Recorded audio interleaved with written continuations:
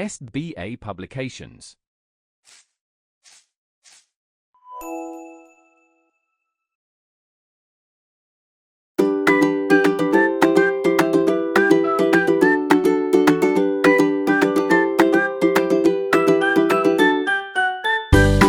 नमस्कार प्यारे बच्चों, कैसे हैं आप सभी लोग। उम्मीद करती हूँ आप सभी लोग अपने अपने स्थान पे स्वस्थ होंगे। बच्चों, आज हम पढ़ने जा रहे हैं आपका पाठ 9, जिसका विषय है काल। वाक्यों को पढ़ो। मालती कपड़े धोती थी, राम विद्यालय जाता है, कल हम मेला देखने जाएंगे।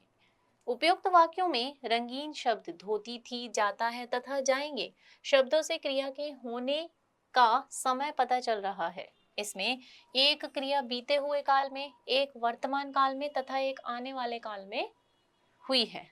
अतः कार्य के समय को प्रकट करने वाले शब्द को हम क्या कहेंगे? काल। क्रिया का वह रूप जिससे उसके होने अथवा करने के समय का बोध होता है, उसे हम काल कहते हैं। काल के भेद देखिए। काल के 3 भेद होते हैं। कौन कौन से? भूतकाल, वर्तमान काल और भविष्यत काल। पहला है भूतकाल का अर्थ, बीता हुआ समय। क्रिया का वह रूप जिससे कार्य के बीत चुके के समय में समाप्त होने का बोध होता है, उसे हम भूतकाल कहते हैं। जैसे कमरे में सफाई हो चुकी, राहुल मुंबई गया था, नमन तनय के साथ जा रहा था। उपयुक्त वाक्यों में हो चुकी, गया था और जा रहा था से कार्यों का अतीत में होने का बोध होता है। अतः ये सभी क्रियाएं भूतकाल की क्रियाएं हैं। भूतकाल के 6 भेद होते हैं।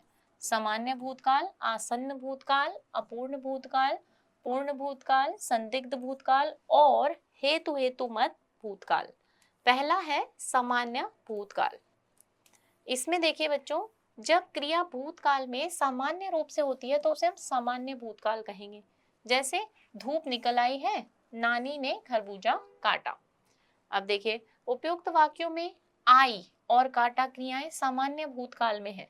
सामान्य भूतकाल की क्रियाओं के अंत में आ, ई और ए जुड़े होते हैं।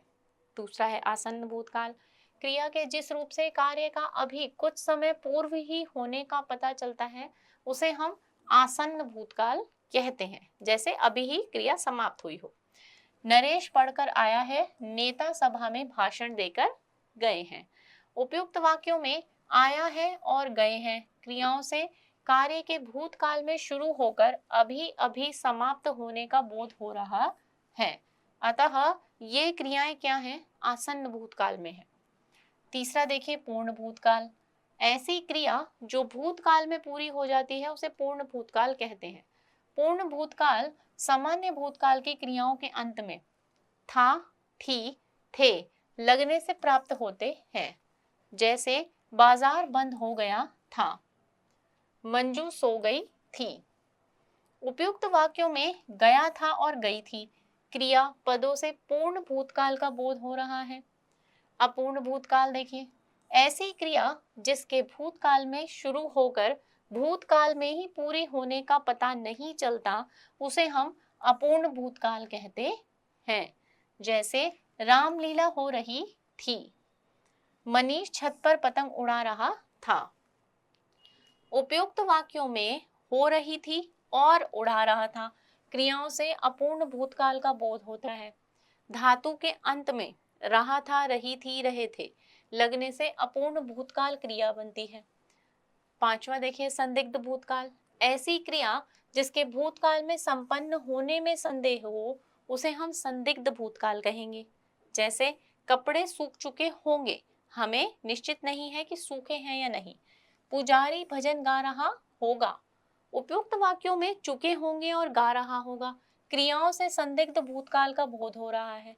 सामान्य भूतकाल की क्रिया में वचनानुसार होगी, होगा और होंगे लगने से संदिग्ध भूतकाल की क्रिया बनती है।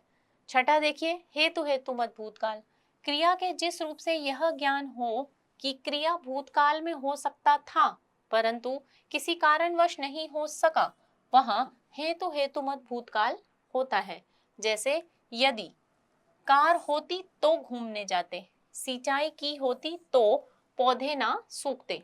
उपयुक्त वाक्यों में दी गई क्रियाएं हेतु हेतुमत भूतकाल का बोध करा रही हैं।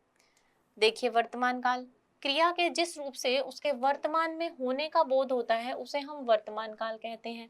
जैसे वर्षा हो रही है, आयुष क्रिकेट खेल रहा है, निशा पुस्तक पढ़ रही है। उपयुक्त वाक्यों में रही है, रहा है, रही है से कार्य का वर्तमान समय में होने का बोध हो रहा है, अतः क्रियाओं का यह रूप वर्तमान काल कहलाएगा। वर्तमान काल के भेद देखिए, वर्तमान काल के 3 भेद हैं, सामान्य वर्तमान काल, संदिग्ध वर्तमान काल और अपूर्ण वर्तमान काल। सामान्य वर्तमान काल, क्रिया के जिस रूप से वर्तमान समय में क्रिया के सामान्य रूप में संपन्न होने का बोध हो रहा हो, जिसमें पता चल रहा हो कि काम सामान्य रूप से वर्तमान में पूरा हो गया। नैना पत्र लिखती है, गौरव जोर जोर से हंसता है। उपयुक्त वाक्यों में लिखती है और हंसता है क्रियापद कार्य के सामान्य रूप से होने या करने का बोध करा रहे हैं, अतः ये क्रियाएं सामान्य वर्तमान काल में हैं।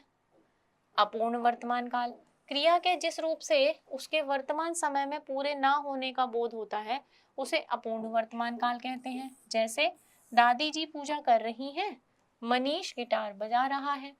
उपयुक्त वाक्य में कर रही हैं और बजा रहा है, क्रियापद कार्य से अभी पूर्ण नहीं हुआ है बल्कि अभी वर्तमान काल में जारी रहने का बोध करा रहे हैं। अगला देखिए, संदिग्ध वर्तमान काल, क्रिया के जिस रूप से उसके वर्तमान समय में संपन्न होने में संदेह होता है उसे हम संदिग्ध वर्तमान काल कहते हैं। जैसे समोसा बन रहा होगा, लड़कियां गीत गाती होंगी। उपयुक्त वाक्यों में बन रहा होगा और गीत गाती होंगी क्रियापदों से कार्य के वर्तमान समय में संपन्न होने में संदेह का बोध हो रहा है, अतः ये क्रियाएं संदिग्ध वर्तमान काल में हैं। अब देखिए भविष्यत काल, क्रिया के जिस रूप से उसके भविष्य में होने का बोध होता है उसे हम भविष्यत काल कहते हैं। जैसे मानव इस वर्ष कक्षा 8 की परीक्षा देगा, हम मेला देखने जाएंगे, नाना जी रसगुल्ला खिलाएंगे।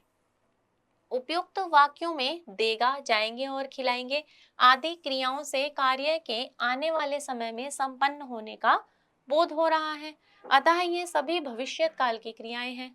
अब देखिए भविष्यत काल के भेद। भविष्यत काल के बच्चों 3 भेद हैं, सामान्यतः भविष्यत काल, संभाव्य भविष्यत काल और हेतु हेतुमत भविष्यत काल। पहला है सामान्यतः भविष्यत काल, क्रिया के जिस रूप से कार्य के भविष्यत काल में सामान्य रूप में संपन्न होने का पता चलता है उसे सामान्य भविष्यत काल कहते हैं। जैसे तन्वी खेलने जाएगी, मालती स्वेटर बुनेगी। उपयुक्त वाक्यों में जाएगी और बुनेगी क्रियाओं से कार्य के आने वाले समय में सामान्य रूप से संपन्न होने का बोध हो रहा है, अतः ये क्रियाएं सामान्य भविष्यत काल में हैं। दूसरा देखिए संभाव्य भविष्यत काल, क्रिया के जिस रूप से उसके भविष्य में होने की संभावना का पता चल रहा है उसे संभाव्य भविष्यत काल कहते हैं। जैसे शायद आज दादाजी आए, हो सकता है कल मैं विद्यालय ना जाऊं। उपयुक्त वाक्यों में शायद और हो सकता है आदि शब्दों के प्रयोग से कार्य के विषय में संपन्न होने की संभावना का बोध हो रहा है, अतः ये क्रियाएं संभाव्य भविष्यत काल में हैं। तीसरा देखिए हेतु हेतुमत भविष्यत काल, क्रिया के जिस रूप से यह बोध हो कि भविष्य में होने वाली क्रिया किसी कारण पर निर्भर है वहां हेतु हेतुमत भविष्यत काल आएगा। जैसे अमित जाएगा तो सुमित आएगा, तो सुमित का आना किस पर निर्भर है, अमित के जाने पर, इसलिए यहाँ पर हेतु हेतुमत भविष्यत काल हुआ। नित्य सुबह व्यायाम करोगे तो शरीर स्वस्थ रहेगा, शरीर का स्वस्थ रहना व्यायाम पे निर्भर है। उपयुक्त वाक्यों में आएगा, रहेगा क्रियाओं का होना क्रमशः जाएगा करोगे क्रियाओं के होने पर निर्भर है, अतः ये क्रियाएं हेतु हेतुमत भविष्यत काल की हैं। तो बच्चों ये था आपका आज का विषय। आइए अब हम देखते हैं कि हमने क्या सीखा है। काल का शाब्दिक अर्थ है समय, कार्य के समय को प्रकट करने वाले शब्द को हम काल कहेंगे। काल के 3 भेद हैं, भूतकाल, वर्तमान काल और भविष्यत काल। वर्तमान काल के भी 3 भेद हैं, सामान्य वर्तमान काल, अपूर्ण वर्तमान काल और संदिग्ध वर्तमान काल। भूतकाल के 6 भेद हैं, सामान्य भूतकाल, आसन्न भूतकाल और पूर्ण भूतकाल। अपूर्ण भूतकाल, संदिग्ध भूतकाल और हेतु हेतुमत भूतकाल। भविष्यत काल के 3 भेद हैं, सामान्य भविष्यत काल, संभाव्य भविष्यत काल। हेतु हेतु मद भविष्यत काल। तो बच्चों, ये था आपका आज का विषय। अब आप दिए गए इस अभ्यास कार्य को पूरा करेंगे। उम्मीद करती हूँ आपको आज का विषय अच्छे से समझ में आया होगा। मैं आपसे अब मिलूंगी आपकी अगली कक्षा में एक नए विषय के साथ। तब तक के लिए आप सभी बच्चे सीखते रहिए, स्वस्थ रहिए। नमस्कार।